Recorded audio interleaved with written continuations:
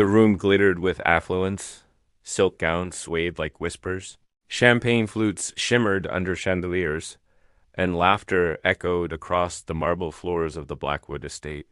Amidst the orchestral hum of luxury, she stood silent, composed. Unseen, that was about to change. Translate this, and my salary is yours, Richard Blackwood declared, his voice dripping with derision as he waved an ancient manuscript above the crowd, like a magician's prop. The air thickened with amusement.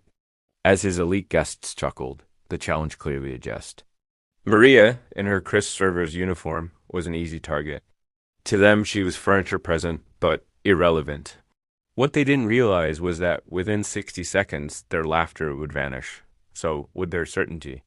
This moment had begun as yet another smug display of wealth and superiority.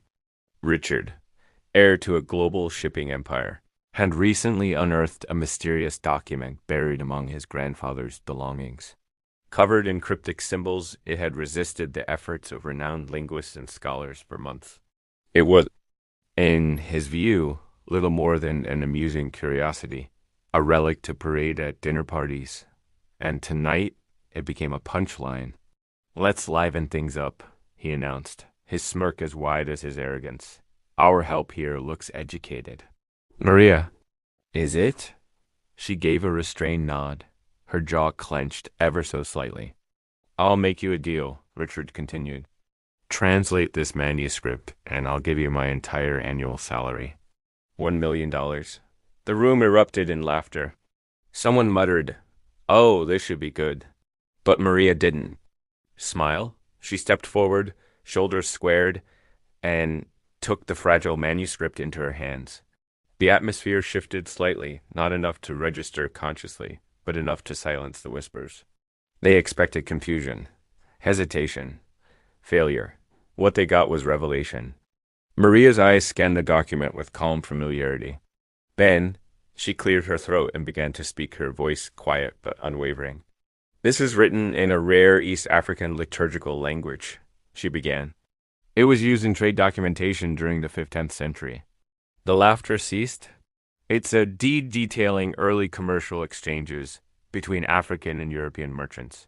But more importantly," she paused, letting the words sink, "it implicates your ancestor in activities that, by modern standards, constitute serious ethical and legal breaches."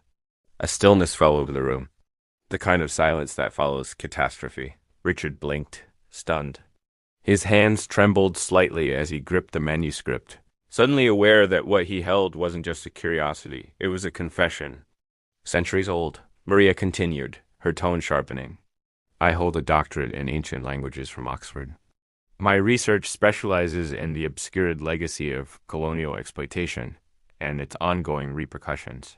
This document provides evidence of your family's involvement in transactions that funded their fortune through deeply questionable means.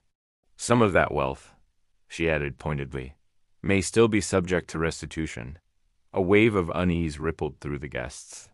The glittering room, moments ago so vibrant, now felt cold and exposed.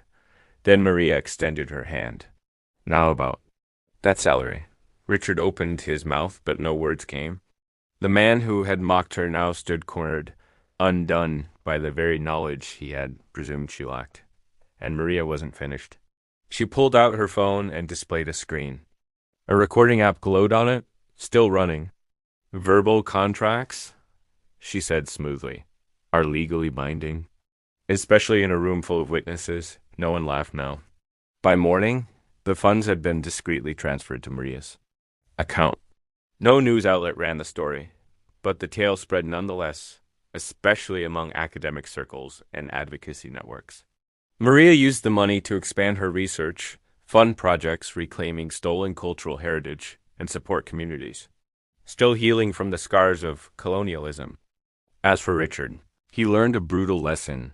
Power isn't inherited through titles or wealth. It's wielded by those who understand the past and dare to speak its truths.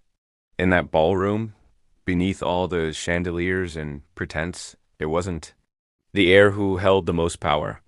It was the woman they had all overlooked.